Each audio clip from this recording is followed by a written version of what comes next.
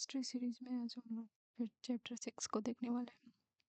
Chapter 6 तो इसके topics हैं सल्फर, नाइट्रोजन, हैलोजन और अक्रिय गैस। नोट्स से शुरुआत करने वाले हैं, नोट्स को पढ़ेंगे पहले। तो अक्रिय gas helium, neon, argon, krypton, xenon and radon अक्रिय गैस है। Helium, neon, argon, krypton, xenon, radon अगर आप 4 बार बोलेंगे तो आपको डेफिनेटली याद हो जाएगा। इनर्ट गैस को उत्कृष्ट गैस या नोबल गैस या दुर्लभ गैस भी बोला जाता है। हीलियम अज्वलनशील तथा हल्की गैस है। इसका उपयोग मौसम परीक्षण के लिए गुब्बारे में भरने के लिए किया जाता है। हीलियम गैस का उपयोग मौसम परीक्षण के लिए गुब्बारों में भरने के लिए भी किया जाता है। हीलियम और ऑक्सीजन का मिश्रण गहरे समुद्रों में गोताखोरों द्वारा वायु के स्थान पर सांस लेने के लिए प्रयोग किया जाता है, क्योंकि अधिक दाब पर हीलियम रक्त में विलय होती है। अधिक दाब पर जो होता है वो हीलियम रक्त में विलय हो जाती है। तो ऑक्सीजन का मिश्रण करने के लिए मतलब गोताखोर द्वारा वायु के स्थान पर सांस लेने के लिए भी प्रयोग किया जाता है। हवा से जीनॉन गैस को स्ट्रेंजर गैस कहते हैं। परमाणु क्रमांक 54 वाली इस गैस की खोज विलियम रामसे और मॉरिस ट्रेवस ने 1898 में की थी। इसकी वायुमंडल में मात्रा कम होती है। जीनॉन गैस को स्ट्रेंजर गैस कहते हैं और इसका परमाणु क्रमांक 54 है और गैस की खोज विलियम रामसे और मॉरिस ट्रेवस ने 1898 में की थी। सल्फर भू प्रॉपर्टी की सल्फर की उपलब्धता केवल 0.03 से 0.1% है। संयुक्त अवस्था में सल्फर मुख्यतः सल्फेटों के रूप में जिप्सम CaSO4 और Epsom MgSO4 × 7H2 barite BaSO4 और सल्फाइडों के रूप में गेलेना PbS यसद blende ZnS copper pyrite CuFeS4 में पाई जाती है। सल्फर की सूक्ष्म मात्रा ज्वालामुखियों में हाइड्रोजन सल्फाइड के रूप में पाई जाती है। कार्बनिक पदार्थ जैसे अंडे, प्रोटीन, लहसुन, प्याज, सरसों, बाल तथा ऊन में सल्फर होती है। सल्फर अनेक ऑक्सो अम्ल बनाता है, जैसे कि सल्फ्यूरस अम्ल H2SO3, सल्फ्यूरिक अम्ल H2SO4, पर ऑक्सीडाइफ्लूरिक अम्ल H2S2O2 तथा पायरोसल्फ्यूरिक अम्ल H2S2O7, सल्फ्यूरिक अम्ल H2SO4। सल्फ्यूरिक अम्ल अति महत्वपूर्ण औद्योगिक रसायनों में से एक होता है। इसमें सल्फ्यूरिक अम्ल एक रंगहीन गाढ़ा तैलीय द्रव है।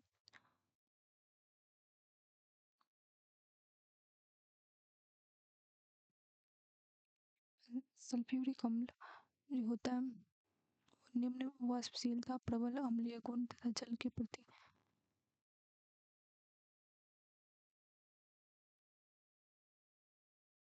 निम्न वाष्पशीलता, प्रबल अम्लीय का गुण तथा जल प्रति प्रबल बंधुता वाला अम्ल होता है। इसके बाद है उपयोग। सल्फ्यूरिक अम्ल के प्रमुख उपयोग निम्नवत है। पहला तो उपयोग है कि ये पेट्रोलियम के शोधन में प्रयोग किया जाता है। दूसरा है अपवार्जक उद्योग में इसका प्रयोग किया जाता है। तीसरा है उर्वरकों जैसे अमोनियम सल्फेट, सुपर फॉस्फेट के उत्पादन में इसका उपयोग किया जाता है। चौथा है संचालक बैटरियों में इसका प्रयोग किया जाता है। पांचवा है नाइट्रोसेल्यूलोज उत्पादों के उत्पादन में इसका उपयोग किया जाता है। अब है sulphur dioxide SO2। Sulphur dioxide तीखी गंध वाली रंगहीन गैस है। एक तो पहले ही रंगीन है, उसके बाद ये तीखी गंध वाली भी है तथा जल में अत्यधिक विलय है। यह 263 के ताप पर उबलती है। सल्फर डाइऑक्साइड को जल में प्रवाहित करने पर सल्फ्यूरिक अम्ल का विलयन प्राप्त होता है।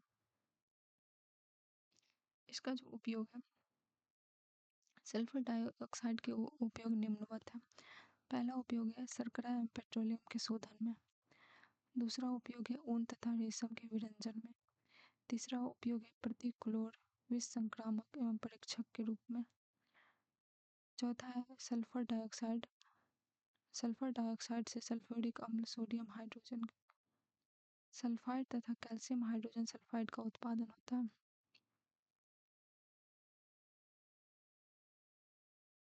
सल्फर हेक्साक्लोराइड SF6 रंगहीन, गंधहीन, अज्वलनशील, अकार्बनिक यौगिक है। सल्फर हेक्साक्लोराइड SF6 रंगहीन, गंधहीन और ज्वलनशील कार्बनिक यौगिक है। इस अणु का आकार औसत ऑक्टाड्रल होता है। नाइट्रस ऑक्साइड N2O को हास्य गैस, लाफिंग गैस कहते हैं। इसे सूंघने पर हंसी आती है। इसे शल्य क्रिया के समय निश्चेतक एनेस्थीसिया के रूप में प्रयोग होता है। N2O गैस का ही एनेस्थीसिया के रूप में प्रयोग किया जाता है। नाइट्रोजन। अब नाइट्रोजन है। नाइट्रोजन भी एक रंगहीन, गंधहीन, स्वादहीन तथा अविषैली गैस है। नाइट्रोजन परमाणु के दो अस्थायी समस्थानिक N14 और N15 है। प्रयोगशाला में नाइट्रोजन गैस बनाने में अमोनिया क्लोराइड NH4Cl के जलीय विलयन की सोडियम नाइट्रेट NaNO2 के साथ अभिक्रिया कराई जाती है। नाइट्रोजन का मुख्य उपयोग अमोनिया तथा नाइट्रोजन युक्त अन्य औद्योगिक रसायनों के निर्माण में है। वायुयान के टायरों में भरने के लिए नाइट्रोजन गैस का प्रयोग किया जाता है। वायुयान के टायरों का दबाव एवं तापमान बहुत उच्च होता है, जिससे वायुयान के उतरते एवं रुकते समय टायरों को विस्फोट होने की संभावना प्रबल हो जाती है। तो इसके लिए नाइट्रोजन गैस का दबाव कम होने के कारण टायरों में विस्फोट की संभावना कम रहती है। नाइट्रोजन पौधे की वृद्धि के लिए आवश्यक तत्व है। कीटभक्षी पौधे प्रायः ऐसे स्थानों पर पाए जाते हैं जहाँ की भूमि नाइट्रोजन की कमी होती है, इसलिए ये कीटों को मारकर उनके शरीर में नाइट्रोजन प्राप्त करते हैं। कीटभक्षी पौधों की लगभग 440 प्रजातियों का पता लगाया जा चुका है। भारत में ये दार्जिलिंग, नैनीताल, कश्मीर आदि के स्थानों पर भी पाए जाते हैं। अब है अमोनिया। तो अमोनिया एक तीखी गंध वाली रंगहीन गैस है। इसका हिमांक तथा क्वथनांक, हिमांक तो होता है 198.4 के और तथा क्वथनांक होता है 239.7 के। अमोनिया गैस जल में अत्यधिक विलय है। अमोनिया गैस जल में अत्यधिक विलय है। अमोनिया एक नाइट्रोजनी उर्वरक तथा ammonium nitrate, urea, ammonia phosphate, ammonium sulphate के उत्पादन में उपयोग किया जाता है। जो अमोनिया कई नाइट्रोजन उर्वरकों अथवा ammonium nitrate, urea, ammonium phosphate तथा अमोनियम सल्फेट के उत्पादन में प्रयोग किया जाता है।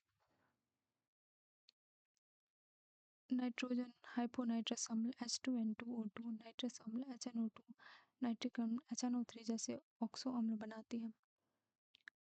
इसमें नाइट्रिक अम्ल सर्वाधिक महत्वपूर्ण है। नाइट्रिक अम्ल एक रंगहीन द्रव है। जलीय विलयन में नाइट्रिक अम्ल प्रबल अम्ल की तरह व्यवहार करता है। जो जलीय विलयन में जो नाइट्रिक अम्ल है वो प्रबल अम्ल की तरह व्यवहार करता है। कुछ धातुएं जैसे CrAl शांत नाइट्रिक अम्ल में विलय नहीं होती है। नाइट्रिक अम्ल का मुख्य उपयोग अमोनियम नाइट्रेट के निर्माण तथा विस्फोट एवं पायरो तकनीक में प्रयुक्त होने वाले अन्य नाइट्रेटों के उत्पादन में होता है। तो जो नाइट्रिक अम्ल का जो मुख्य उपयोग है वो अमोनियम नाइट्रेट के निर्माण तथा विस्फोटकों एवं पायरो तकनीक में प्रयुक्त होने वाले अन्य नाइट्रेटों के उत्पादन में होता है। अब अश्रु गैस का प्रयोग कभी कभी अनियंत्रित भीड़ को तितर बितर करने के लिए किया जाता है। आपने देखा होगा जब भी सरकार के खिलाफ कोई प्रदर्शन, भारी प्रदर्शन हो रहा होता है तो उसका प्रयोग किया जाता है। इसके मानव नेत्र में संपर्क में आने से आंखों में जलन होती है और अश्रु टपकने लगते हैं। Alpha chloro acid, acetophenone, acrolein आदि कुछ प्रमुख अश्रु गैसें टीयर गैसेस हैं। अश्रु गैसों में अमोनिया का प्रयोग किया जाता है। हैलोजन। हैलोजन अत्यधिक अभिक्रियाशील अधात्विक तत्वों की श्रृंखला है। इसमें फ्लोरीन, क्लोरीन, ब्रोमीन, आयोडीन, एस्टेटीन शामिल होता है। तो हैलोजन जो है अत्यधिक अभिक्रियाशील अधात्विक तत्वों की श्रृंखला है। इसमें फ्लोरीन, क्लोरीन, ब्रोमीन, आयोडीन, एस्टेटीन शामिल है।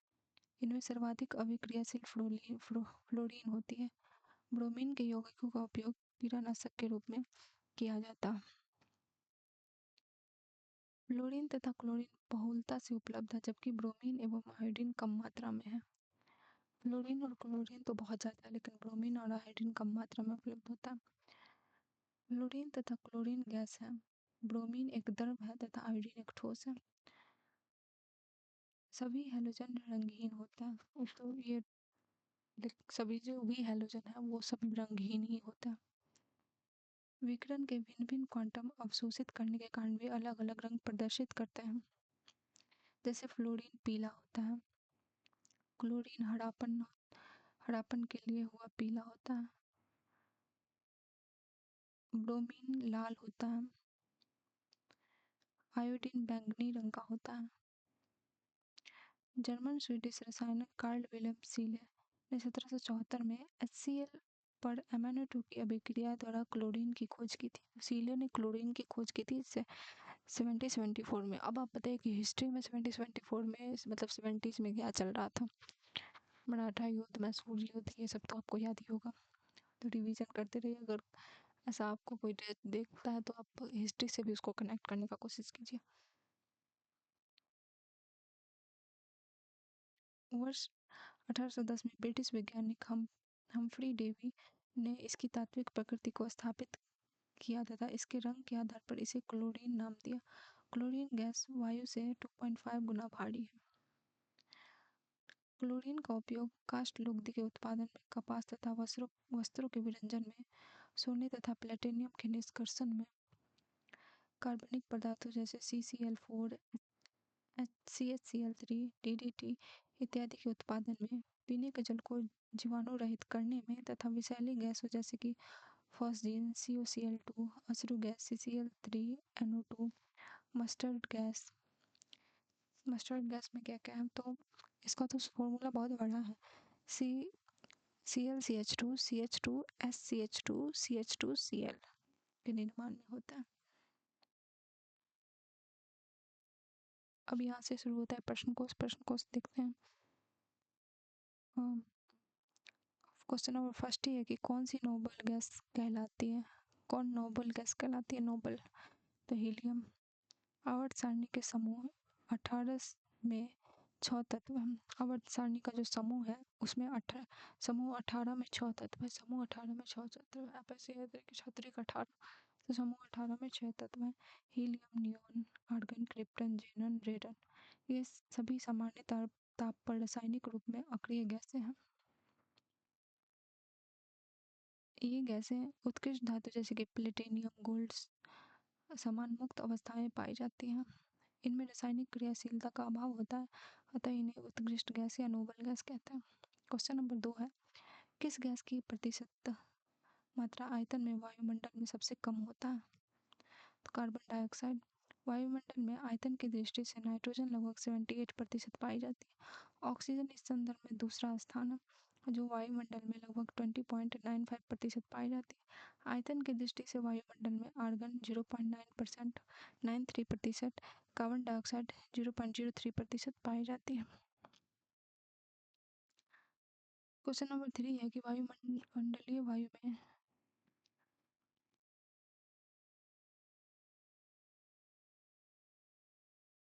क्वेश्चन नंबर 3 में कि वायुमंडलीय वायु में नाइट्रोजन लगभग कितने प्रतिशत होता है? तो 78 से लेकर 79% तक।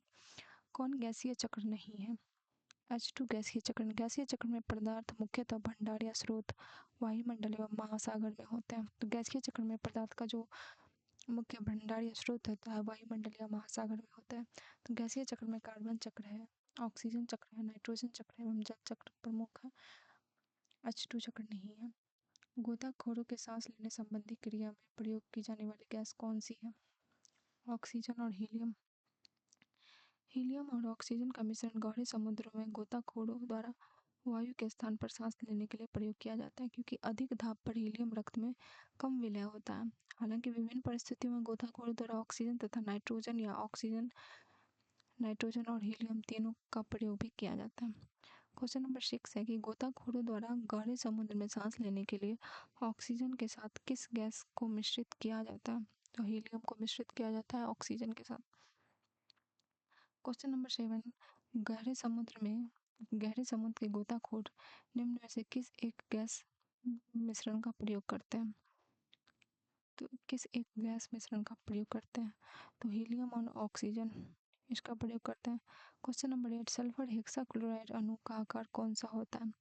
अष्टफलकीय होता है। सल्फर हेक्साक्लोराइड SF6 रंगहीन, गंधहीन, अज्वलनशील, अकार्बनिक यौगिक है। इस अणु का आकार ऑक्टाहेड्रल होता है। क्वेश्चन नंबर 9 है, जल में आसानी से घुलनशील है अमोनिया। जल एक ध्रुवीय यौगिक है तथा जल के अणुओं के मध्य एक प्रबल विद्युतीय क्षेत्र होता है जो गैसों के अणुओं में द्विध्रुव आघूर्ण प्रेरित करता है। वे गैसें जिनमें उपस्थित हाइड्रोजन परमाणु जल के अणुओं के साथ सरलतापूर्वक हाइड्रोजन बंध बना लेते हैं, वे जल में अधिक घुलनशील होते हैं, जैसे कि अमोनिया।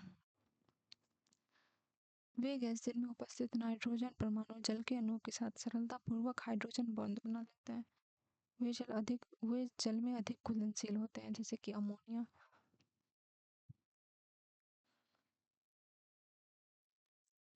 क्वेश्चन नंबर 10 क्या है? कौन सा हास्य गैस लाफिंग गैस के रूप में प्रयुक्त होता है? तो लाफिंग गैस के रूप में प्रयुक्त हो जाता है वो नाइट्रस ऑक्साइड है। N2O को हास्य लाफिंग गैस कहते हैं। इसे सूंघने पर हंसी आती है। इसे शल्य क्रिया के समय निश्चेतक एनेस्थेसिया के रूप में भी इसका प्रयोग किया जाता है। क्वेश्चन नंबर 11, हास्य गैस क्या है? Nitrous monoxide. क्वेश्चन नंबर 12, हंसने वाली गैस कहा जाता है नाइट्रस ऑक्साइड। डॉक्टरों द्वारा एनेस्थेसिया के रूप में प्रयोग होने वाला हास्य गैस कौन सा? Nitrous oxide. क्वेश्चन नंबर 14, किस गैस को स्ट्रेंजर गैस कहते हैं? जेनॉन को। हवा से भारी जेनॉन गैस को स्ट्रेंजर गैस भी कहते हैं। आप ऐसे भी याद रखते हो, जिनको आप नहीं जानते हैं जेनॉन, जिनको आप नोन नहीं हो, वो स्ट्रेंजर कहलाता है। परमाणु क्रमांक 54 है। इस गैस की खोज विलियम रामसे और मॉरिस ट्रेवर्स ने 1898 में की थी। इसके वायुमंडल में मात्रा कम होती है। क्वेश्चन नंबर 15, कौन सा सही नहीं है? तो डी, हंसने वाली gas nitric oxide, nitrous oxide है, नाइट्रिक नहीं। बाकी सब सही है, उसको भी पढ़ लेते हैं, जैसे कि बोर्डो मिक्सचर, कॉपर 2 सल्फेट और कैल्शियम ऑक्साइड का जल में मिश्रण और इसे फफूंदी नाशी के रूप में प्रयोग में लाते हैं। दूसरा है बोरिक अम्ल औषधि उद्योग तथा परीक्षक के रूप में भी प्रयोग होता है। शुष्क बर्फ ठोस कार्बन डाइऑक्साइड होता है। तो ये तीनों सही है, ये नहीं है क्योंकि यहाँ पे नाइट्रिक नहीं नाइट्रस होगा। नाइट्रस ऑक्साइड एनओ नहीं बल्कि नाइट्रिक ऑक्साइड एनओ नहीं बल्कि नाइट्रस ऑक्साइड N2O को हंसने वाली गैस के रूप में जाना जाता है। नाइट्रोजन मुक्ति से होता अगर नाइट्रोजन मुक्ति से होता है स्थलीय वायुमंडलीय नाइट्रोजन की मात्रा अप्रभावित होती है। नाइट्रोजन चक्र एक ऐसी प्रक्रिया है जिसमें नाइट्रोजन का उसके भिन्न भिन्न रासायनिक रूपों में रूपांतरण होता रहता है। नाइट्रोजन चक्र के अंतर्गत आने वाली प्रमुख प्रक्रियाओं में स्थिरीकरण, खनिजीकरण, नाइट्रीकरण, नाइट्रोजन मुक्ति प्रमुख है। नाइट्रोजन चक्र के अंतर्गत आने वाली प्रमुख प्रक्रियाओं में स्थिरीकरण, खनिजीकरण, नाइट्रीकरण, नाइट्रोजन मुक्ति प्रमुख है। नाइट्रोजन मुक्ति पर एक अवायवीय प्रक्रिया है जो अनाइट्रिक कारक जीवाणु द्वारा संपन्न की जाती है। इस प्रक्रिया के दौरान नाइट्रेट तथा नाइट्राइट आयन का नाइट्रोजन में रूपांतरण होता है। नाइट्रोजन मुक्ति से स्थलमंडलीय और वायुमंडलीय नाइट्रोजन की मात्रा अप्रभावित रहती है। क्वेश्चन नंबर 17, कौन सी एक वायुमंडल में स्थायी गैस है? नाइट्रोजन। दाब में वृद्धि के फलस्वरूप किसी तरल के क्वथनांक बॉइलिंग पॉइंट में वृद्धि हो जाती है। सामान्य ताप पर वायुमंडलीय दाब पर कोई तत्व जो गैस है उन्हें इस स्तर तक कंप्रेस्ड किया जाता सकता है कि उनका क्वथनांक वायुमंडलीय ताप से अधिक हो जाए और तब गैस द्रवीकृत लिक्विफाइज हो जाती है, जैसे कि प्रोपेन, अमोनिया आदि। अन्य गैस जो वायुमंडलीय ताप पर द्रवीकृत नहीं होती, चाहे कितना भी दाब आरोपित किया जाए, उन्हें परमानेंट या अस्थायी गैस कहते हैं, जैसे कि नाइट्रोजन। वायुयानों के टायरों में भरने के लिए कौन सी गैस का प्रयोग किया जाता है? नाइट्रोजन का। वायुयान के टायरों में भरने के लिए नाइट्रोजन गैस का प्रयोग किया जाता है। नाइट्रोजन वायुयान के टायरों का दबाव एवं तापमान बहुत उच्च होता है, जिससे वायुयान के उतरते एवं रुकते समय टायरों में विस्फोट होने की संभावना प्रबल हो जाती है। नाइट्रोजन गैस का दबाव कम होने के कारण टायरों में विस्फोट की संभावना भी कम हो जाती है।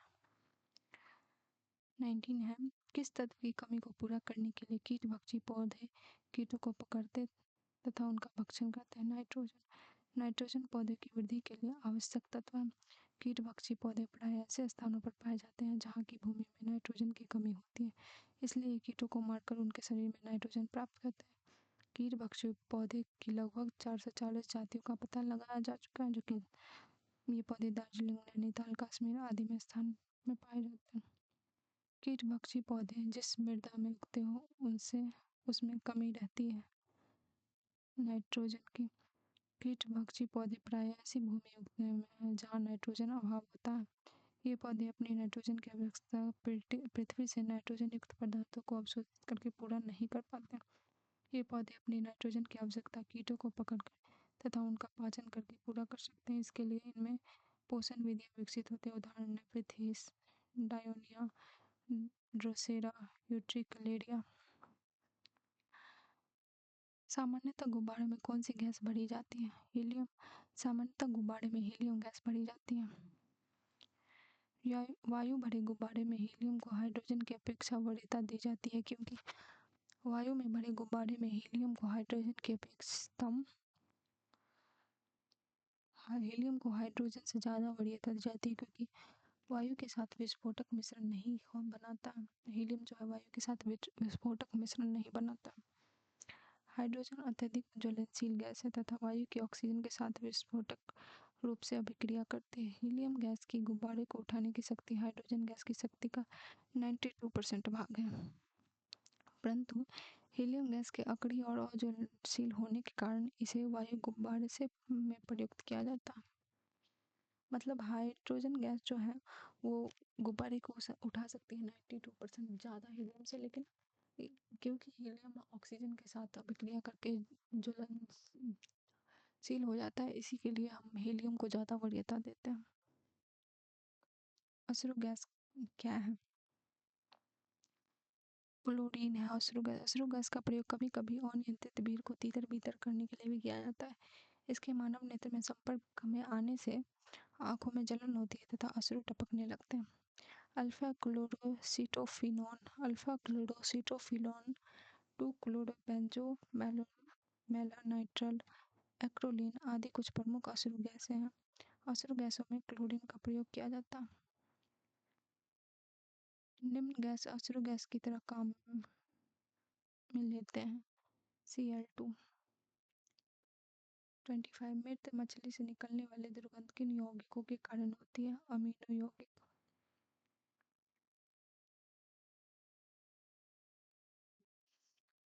ट्राइमेथिल एमीन तथा तृतीयक एमीन है जो संरचनात्मक रूप से एमिनो यौगिक है जिसमें अमोनिया का प्रत्येक हाइड्रोजन परमाणु एक मेथिल समूह में प्रतिस्थापित होता है।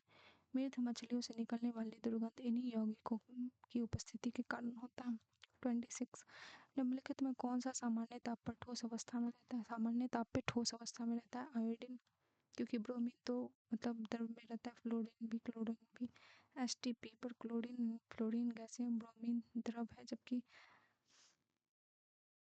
मतलब फ्लोरीन और क्लोरीन तो गैस है लेकिन ब्रोमीन द्रव है, लिक्विड है। जबकि आयोडीन एक नीले काले रंग का अपारदर्शी क्रिस्टलीय ठोस होता है जिसमें चमक होती है। इस तरह आयोडीन सामान्य ताप पर ठोस अवस्था में विद्यमान रहता है। हैलोजनों में सबसे अधिक अभिक्रियाशील है फ्लोरीन।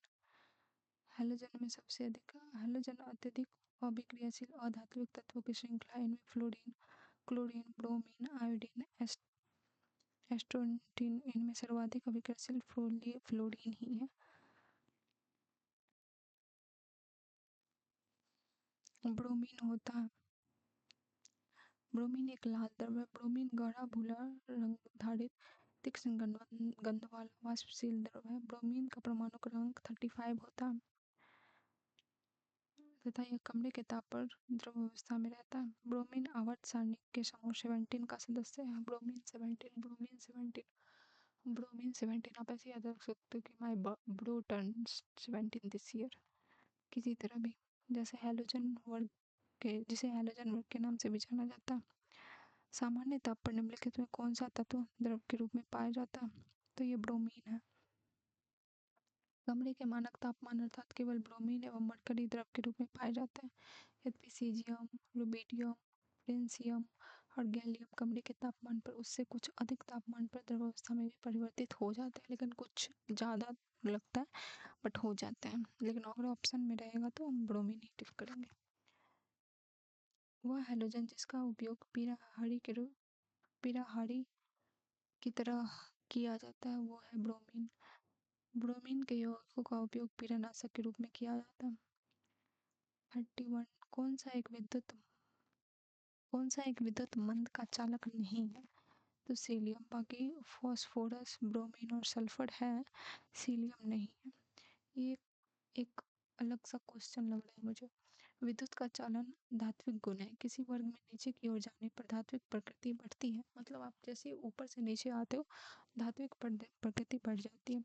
किसी आवर्त में बाएं से दाएं जाने पर धात्विक गुण घटता है। अगर मतलब आप हैंड को, दोनों हाथ को इमेजिन करो, आप बाएं से दाएं जाते हो तो मेटालिक गुण घटते रहते हैं। अतः उपयुक्त में सर्वाधिक वैद्युत चालक सीलियम ही है। सीलियम एक अधातु है। पहले तो सीलियम एक अधातु है। भूरा सीलियम एक अर्धचालक होता है। यह अंधेरे की अपेक्षा प्रकाश में विद्युत का अच्छी प्रकार चालन करता है। इसकी खोज 1817 मतलब 1817 में स्वीडिश रसायन विज्ञानी बोरोन जोन्स जैकब बर्जीलियस ने की थी।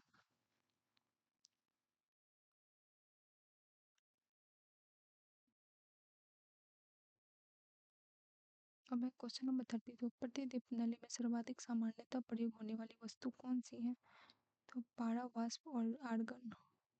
प्रतिदीप्त फ्लोरोसेंट लैंप में सर्वाधिक सामान्यतः निम्न दाब युक्त पारा मरकरी वेपर के रूप में और आर्गन गैस भरी जाती है। कभी कभी जेनॉन, नियोन और क्रिप्टन का भी प्रयोग किया जाता है। 33 सामान्यतः ट्यूबलाइट में कौन सी गैस होती है? आर्गन के साथ मरकरी वेपर होता है सामान्यतः ट्यूबलाइट में। अभी ये ट्यूबलाइट में कांच की एक लंबी ट्यूब होती है जिसके अंदर दीवारों पर फास्फोर का लेप चढ़ाया होता है। ट्यूब के अंदर अक्रिय गैस जैसे कि कार्बन और कुछ पारे मरकरी के वाष्प के साथ भर देता है। 34 ट्यूबलाइट में निम्न दाब पर कौन सी गैस भरी जाती है? नियोन और पारद वाष्प। ट्यूबलाइट में कांच की एक लंबी ट्यूब होती है जिसके अंदर की दीवारों पर फास्फोर का लेप चढ़ाया जाता है। ट्यूब के अंदर अक्रिय गैस नियोन और कार्बन आदि का कुछ पारे के वाष्प के साथ भर दिया जाता है। ट्यूबलाइट में भरी जाती है। बी कम दाब पर आर्गन गैस और सी कम दाब पर पारे की वाष्प। ट्यूबलाइट में कम दाब पर पारे की वाष्प एवं अक्रिय गैस मुख्यतः आर्गन भरी होती है। साथ ही ट्यूबलाइट में प्रयुक्त कांच की आंतरिक सतह फास्फोरस पाउडर से लेपित रहती है। 36 प्रकाश सजावट तथा विज्ञापन के लिए विसर्जन नलिकाओं में प्रयुक्त होने वाली गैस कौन सी है? मतलब प्रकाश सजावट के लिए जो प्रयोग होता है या विज्ञापन के लिए जो विसर्जन नलिकाओं में प्रयुक्त होने वाला गैस कौन सा है? तो वह है नियोन। ये क्वेश्चन भी थोड़ा अलग टाइप का है। नियोन गैस विसर्जन लैंपों, डिस्चार्ज लैंप्स एवं ट्यूबों या प्रतिदीप्त बल्बों में भरा जाता है। और ये था चैप्टर 6। अब हम लोग अगले चैप्टर में चैप्टर 7 पढ़ेंगे। चैप्टर 8 क्योंकि chapter 7 I covered in last video. So chemistry की सीरीज में आज हम लोग कार्बनिक रसायन पढ़ेंगे। उसका पहला टॉपिक होगा कार्बनिक रसायन में 4 है, ABCD करके 4 भागों में बांटा गया। उसमें पहला ए में है हाइड्रोकार्बन। पहला है हाइड्रोकार्बन, इसी से शुरुआत होगी हमारी।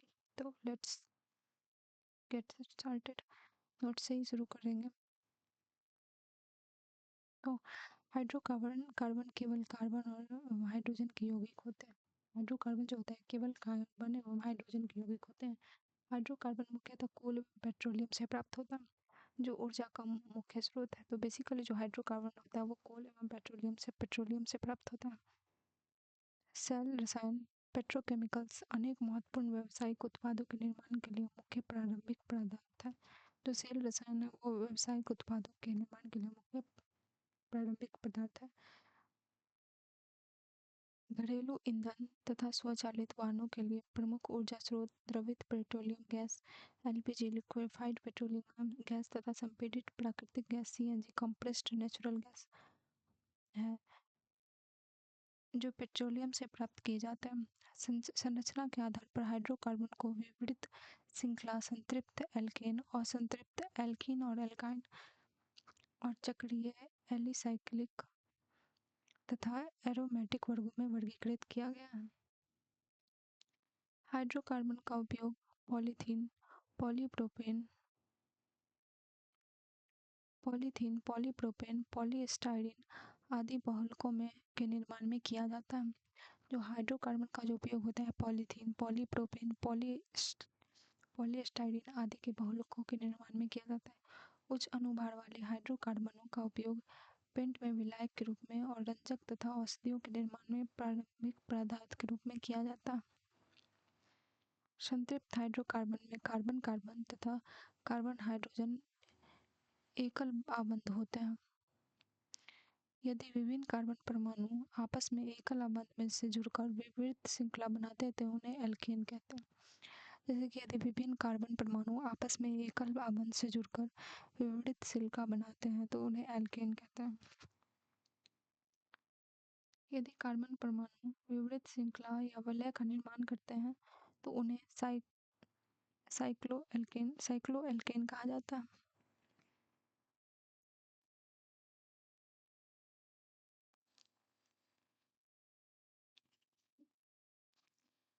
असंतृप्त हाइड्रोकार्बन में कार्बन कार्बन बहुआबंध से द्विआबंध त्रिआबंध दोनों उपस्थित होते हैं। एल्केन एल्केन कार्बन कार्बन का एकल आबंध युक्त संतृप्त विपरीत श्रृंखला वाले हाइड्रोकार्बन है। संतृप्त विपरीत श्रृंखला वाले हाइड्रोकार्बन है। मीथेन CH4 का इस परिवार का प्रथम सदस्य है। मीथेन एक गैस है जो कोयले की खानों तथा दलदली क्षेत्रों में पाई जाती है। वह हाइड्रोकार्बन जिसका अणुसूत्र C2H6 है एथेन कहलाती है। वह हाइड्रोकार्बन जिसका अणुसूत्र C2H6 है एथेन कहलाती है। एथेन का क्या है? C2H6। C2 हमेशा तो बोलिए C2H6। ये हाइड्रोकार्बन सामान्य अवस्थाओं में निष्क्रिय होते हैं क्योंकि ये अम्लों और अन्य अभिक्रमकों से अभिक्रिया नहीं करते हैं। ये जो हाइड्रोकार्बन होते हैं वो सामान्य अवस्थाओं में निष्क्रिय होते हैं क्योंकि ये अम्लों और अन्य अभिक्रमकों से अभिक्रिया नहीं करते हैं। अतः प्रारंभ में इन्हें पैरा मतलब कम, एफिन्स मतलब क्रियाशील कहते हैं। कुछ एल्केन और उसके सूत्र, तो let's see.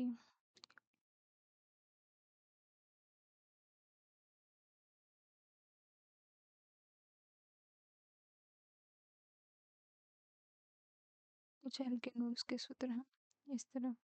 CH4 means methane, C2H6 means ethane, C3H8 means propane, C4H10 means butane, C4H10 means methyl propane. इसको ये भी बोलते C4H10 को ब्यूटेन या फिर मिथिल प्रोपेन भी बोलते हैं।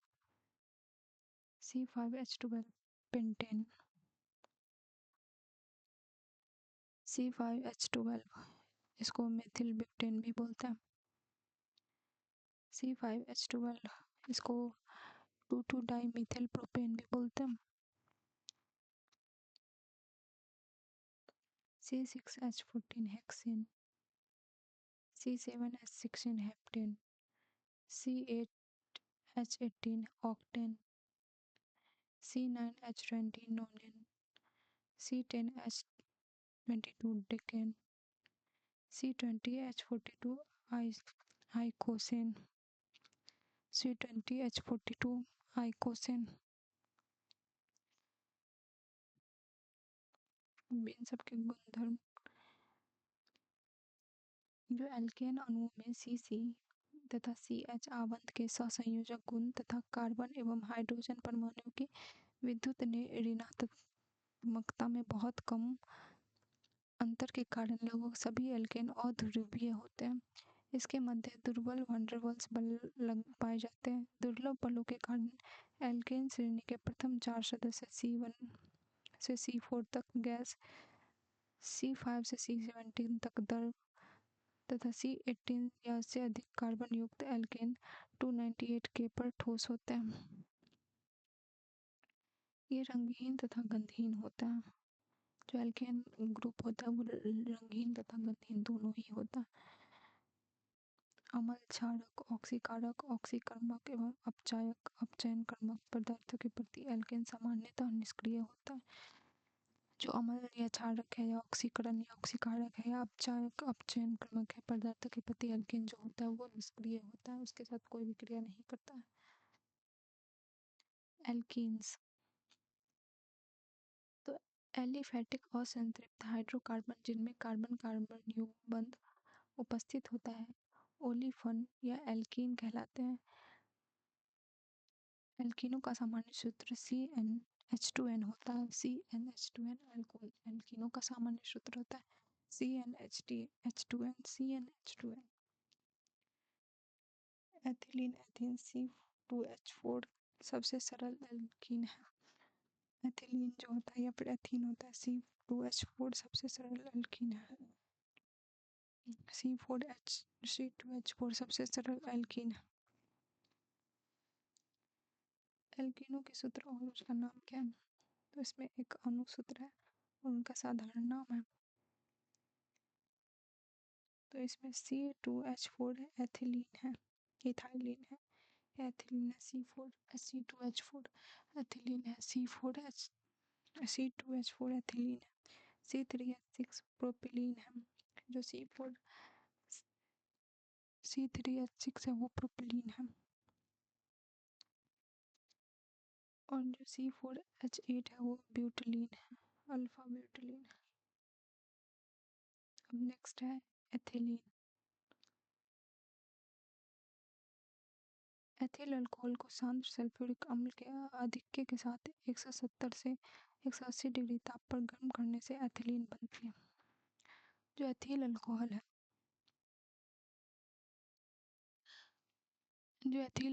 है उसको सांद्र सल्फ्यूरिक अम्ल के आधिक्य के साथ 170 से 180 डिग्री सेल्सियस ताप पर गर्म करने पर एथिलीन बनती है। इसको सिंपल C2H5OH को H2SO4 शांत सल्फ्यूरिक अम्ल के साथ 170 डिग्री ताप पर गर्म करने पर C2H4 प्लस H2O बनता है। एथिल अल्कोहल C2H5OH और एथिलीन C2H4। अभिक्रिया में शांत सल्फ्यूरिक अम्ल निर्जलीय कारक का कार्य करता है। एथिलीन रंगहीन मीठी गंध की जल में अल्प विलय गैस है।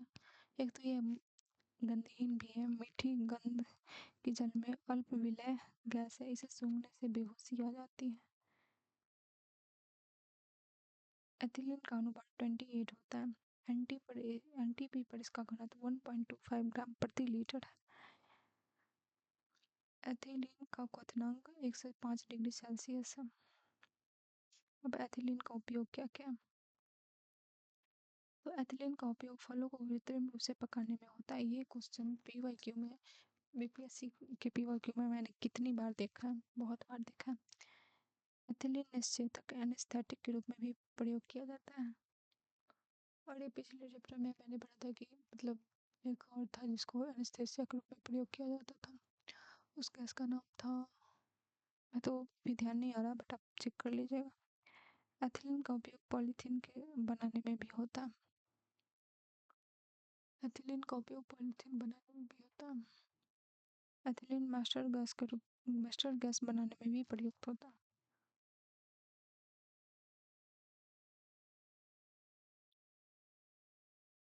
मस्टर्ड गैस एक तेल जैसा द्रव है जिसमें सरसों जैसी गंध होती है।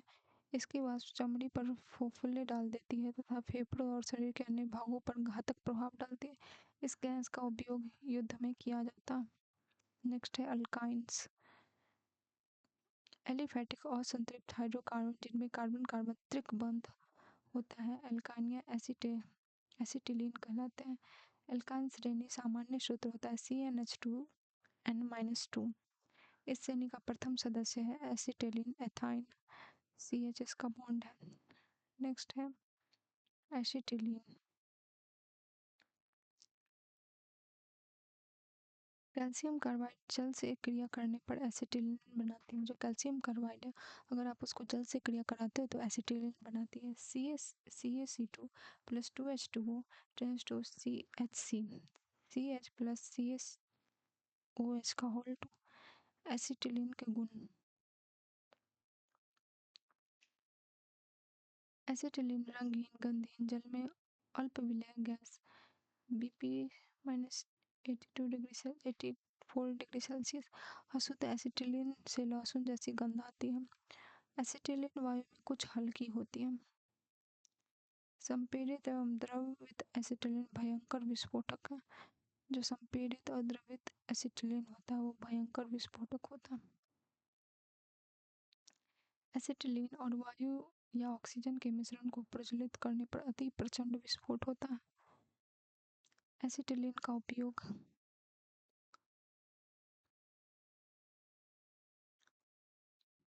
एसिटिलीन को वायु में जलाने पर एसिटिलीन को वायु में जलाने पर बहुत चमकीला चौधाने वाला प्रकाश उत्पन्न होता है।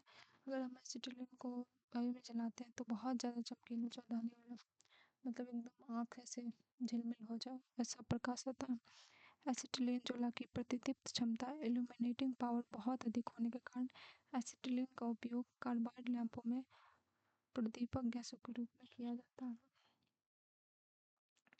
एसिटिलीन को शुद्ध ऑक्सीजन में जलाने पर अति उच्च ताप पर उत्पन्न होता है। एसिटिलीन को अगर हम शुद्ध गैस में जलाते हैं तो अति उच्च ताप उत्पन्न होता है। ऑक्सी एसिटिलीन ज्वाला का ताप लगभग 3000 डिग्री सेल्सियस होता है। इस गुण के कारण एसिटिलीन का उपयोग ऑक्सी एसिटिलीन ब्लो पाइप धातुओं के वेल्डिंग ऑफ मेटल्स और उन्हें काटने के लिए किया जाता है। एरोमेटिक हाइड्रोकार्बन, और जो एरोमेटिक हाइड्रोकार्बन को एरिन भी कहते हैं क्योंकि इनके अधिकांश यौगिक विशिष्ट गंध रहती है। एरोमेटिक हाइड्रोकार्बन के कुछ उदाहरण हैं जैसे कि बेंजीन, टोल्यूइन, नेफ्थलीन इत्यादि।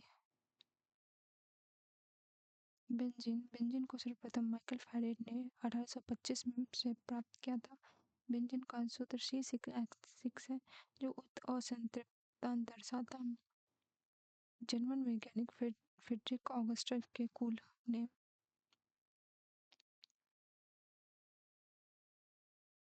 1825 में बेंजीन की एक संरचना दी जिसमें 6 कार्बन परमाणुओं की चक्रीय व्यवस्था है।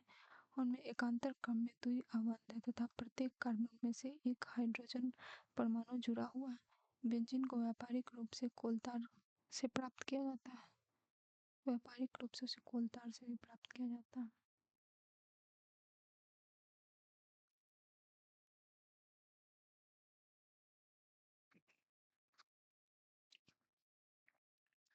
अब हम लोग प्रश्न को उसको देखेंगे। क्वेश्चन नंबर 1 है अनुकारित आदिम भूमि परिस्थितियों में निम्नलिखित के दुष्प्रभाव को सही क्रम में दिखाएं।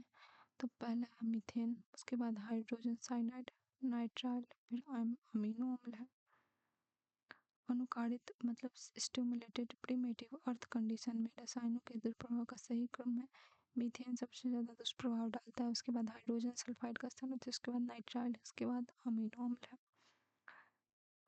सभी जैव यौगिक का अनिवार्य मूल तत्व है कार्बन।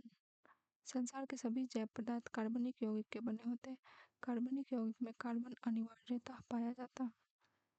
सभी जैव यौगिक में सर्वाधिक आवश्यक मूल तत्व है कार्बन। क्वेश्चन नंबर 4 निम्नलिखित तत्व समूह में से कौन सा एक पृथ्वी जीवन की उत्पत्ति के लिए मूलतः उत्तरदायी था? कार्बन, हाइड्रोजन और नाइट्रोजन।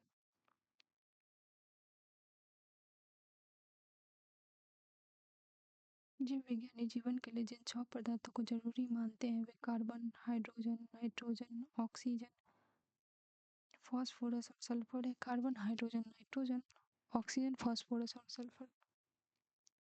जीवन से जुड़े सभी आधारभूत रसायन प्रोटीन, न्यूक्लिक अम्ल, कार्बोहाइड्रेट, विटामिन, हार्मोन इत्यादि इन्हीं मूल तत्वों से बने होते हैं। हाइड्रोकार्बन के अनुभारों में के बढ़ते अनुक्रम के अनुसार निम्नलिखित में कौन सा सही है? तो मीथेन, इथेन, प्रोपेन और ब्यूटेन। मीथेन है CH4, इथेन है C2H6, प्रोपेन है C3H8, ब्यूटेन है C4H10। क्वेश्चन नंबर 6 एक हाइड्रोकार्बन जिसमें कार्बन के 2 परमाणु द्विबंध द्वारा जुड़े हुए हैं उनको उसको क्या बोलेंगे? एल्कीन बोलेंगे उसको। केवल कार्बन तथा हाइड्रोजन युक्त यौगिक हाइड्रोकार्बन कहलाते हैं। कार्बन कार्बन द्विबंध वाला असंतृप्त श्रृंखला को एल्कीन कहते हैं। एल्केन कार्बन कार्बन एकल अबंध संतृप्त विलयन श्रृंखला वाले हाइड्रोकार्बन है। एल्काइन त्रिबंध असंतृप्त हाइड्रोकार्बन है। परमाणुओं के मध्य इलेक्ट्रॉनों के हस्तांतरण से जो बंध बनते हैं उन्हें विद्युत संयोजक बंध या आयनिक संयोजक बंध कहते हैं।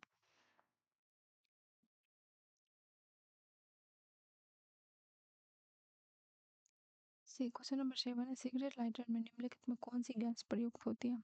ब्यूटेन। ब्यूटेन एक ज्वलनशील हाइड्रोकार्बन है जिसका आणविक सूत्र C4H10 होता है। इसका उपयोग सिगरेट लाइटरों में किया जाता है। भोपाल गैस त्रासदी में निम्नलिखित में किसके रिसाव के कारण हुआ था? Methyl isocyanate. भोपाल स्थित यूनियन कार्बाइड इंडिया लिमिटेड के कीटनाशक संयंत्र से methyl isocyanate C2H3NO methyl isocyanate gas के रिसाव के कारण भोपाल गैस त्रासदी हुई थी। 9 है, क्वेश्चन गैस भोपाल गैस दुर्घटना का कारण क्या था? मिथाइल आइसोसाइनेट का रिसाव एच C2H3NO C2H3NO 10 है, भोपाल गैस त्रासदी कब हुई थी? तो 2 से 3 दिसंबर 1984 को रात को हुई थी। छपाई में प्रयोग की जाने वाली स्याही निम्नलिखित में किसके अपघटन से प्राप्त होती है? मीथेन के। मीथेन एक रंगहीन, स्वादहीन और गंधहीन गैस है जो दलदली क्षेत्रों में पाई जाती है। इसके अतिरिक्त यह कार्बनिक पदार्थ के विघटन से तथा कोयले से निकलने वाली गैसों में भी विद्यमान रहती है। यह काले रंग, मोटर टायर, छापे खाने की स्याही, पेंट तथा कार्बन की छड़ें बनाने में प्रयुक्त होती है। इसे 100 डिग्री सेल्सियस तापमान पर जलाने से कार्बन ब्लैक प्राप्त होता है जो छपाई के काम में आता है। मीथेन गैस उत्पादन करने वाला क्षेत्र है गेहूं का खेत, नहीं धान का खेत। धान का खेत आंसर होगा। धान के खेत, कोयले की खदान एवं घरेलू पशु वातावरण में मीथेन उत्सर्जन के मानवीय स्रोत हैं, जबकि आर्द्र भूमि तथा समुद्र मीथेन उत्सर्जन के प्राकृतिक स्रोत हैं। 13 निकोटीन तो हो जाएगा ये तंबाकू। कार्डियोग्राफी 2 और 4 बायोगैस संयंत्र द्वारा गांव में प्रकाश एवं भोजन पकाने वाली गैस की व्यवस्था होती है। इलेक्ट्रोकार्डियोग्राफी से हृदय विकार का पता लगाया जा सकता है। डीडीटी एक कीटनाशक है। तंबाकू में निकोटीन पाया जाता है जो स्वास्थ्य पर बुरा प्रभाव डालता है। क्वेश्चन नंबर 14, कौन सा रसायन फल पकाने में सहायता करता है? इथेनॉल। इथेनॉल का रसायन का उपयोग कच्चे फलों को पकाने के लिए किया जाता है। 15, कौन सा रसायन फल पकाने के लिए उपयोग में लाया जाता है? Calcium carbide. फलों को पकाने में कैल्शियम कार्बाइड का प्रयोग किया जाता है। फलों को पकाने में कैल्शियम कार्बाइड का प्रयोग किया जाता है। इसका रासायनिक सूत्र CaCO2 होता है। यह एसिटिलीन के एजेंट के रूप में कार्य करता है। फलों को पकाने की प्रक्रिया में कैल्शियम कार्बाइड नमी जल के साथ अभिक्रिया कर एसिटिलीन गैस बनाती है। CaC2 इथेनॉल एसिटिलीन ये सब फलों को पकाने में काम आता है। क्वेश्चन नंबर 16 है, हरे फलों को कृत्रिम रूप से पकाने के लिए कैल्शियम कार्बाइड का प्रयोग किया जाता है क्योंकि यह उत्पन्न होता है।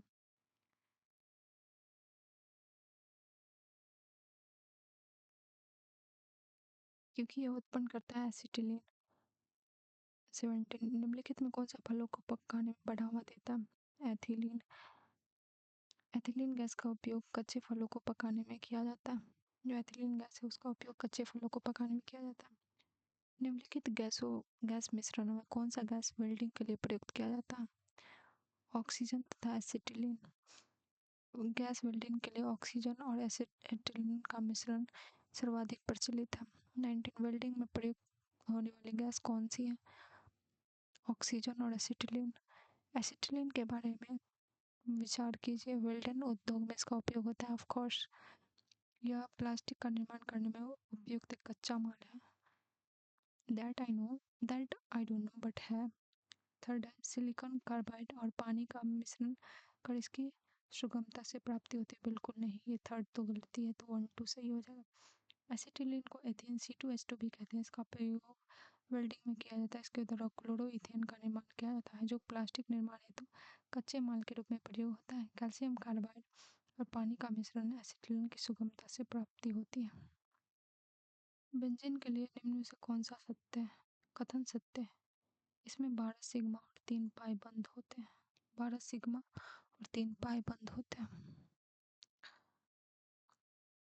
बेंजीन एक हाइड्रोकार्बन है जिसका सूत्र जो होता है वो C6H6 है। इसमें 6 कार्बन परमाणु और 6 हाइड्रोजन परमाणु होते हैं। प्रत्येक कार्बन परमाणु एक बंध से हाइड्रोजन से और 2 अन्य से निकटवर्ती कार्बन परमाणुओं से संबंध रहता है। कार्बन का चौथा बंध युग्म बंध के रूप में उपस्थित माना गया। इससे बाद में 12 सिग्मा और 3 पाई बंध होते हैं। 22 बेंजीन में सिग्मा और पाई बंध की संख्या कितनी होती है? 12 and 3। So that's it for अभी के लिए इतना। नेक्स्ट वीडियो में हम अल्कोहल को कवर करेंगे। सो